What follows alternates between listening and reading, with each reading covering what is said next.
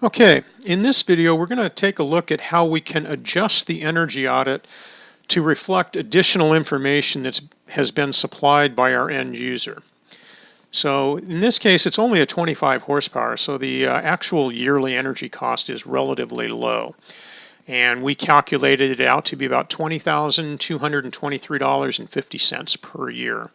But we've given that to our customer, and our customer has come back and said, yeah, but I actually only use about $19,000 a year. It's not really 20, and that's a lot to me.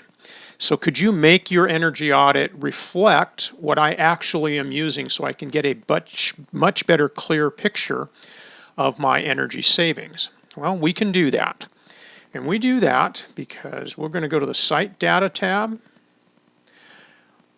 What's happening when he's telling us this information is that we know that he is not running his pump all the way out to its maximum flow, which is a very inefficient operating point, that he's closed off valves somewhere in his system, and he has induced a lot more head into the pump system, and that results in a narrower range of operation.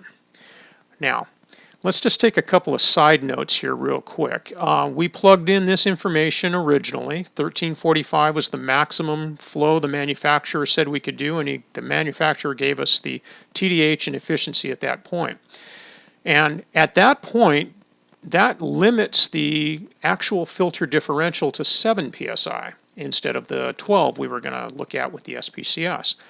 As we close that window, we're going to close that backwash differential down even further, which means very likely that your customer is backwashing far more frequently than a typical pool would because they've got the valve squeezed down, either because the pump was cavitating or something was going on that caused them to do this.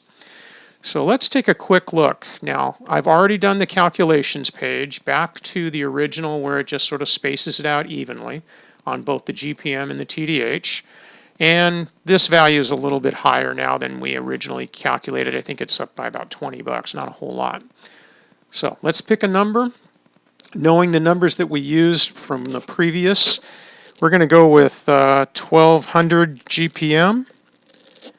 And at 1200 GPM, it was pumping about 59 feet, and the efficiency was all the way up to 83.5. Those numbers are entered. Now let's go look at the calculations, and we have reduced our cost. All these values have filled in, and we're about $19,328. So let's give them a little bit more conservative number. Let's go plug in the best efficiency point that we knew that the pump was running at and see if that looks pretty nice. So 100,062 GPM, it was at 66 feet, and the efficiency there was 84.9.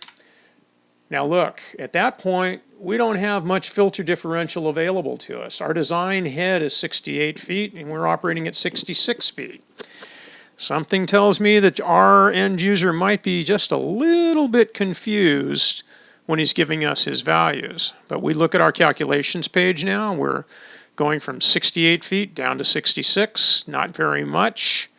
And we have reduced our energy cost to $18,900. That fits with what our customer told us, but logically something doesn't seem quite right in all of that. Bottom line, you now know how to adjust your energy audit to try to bring it in line with the value that your customer says he is spending per year.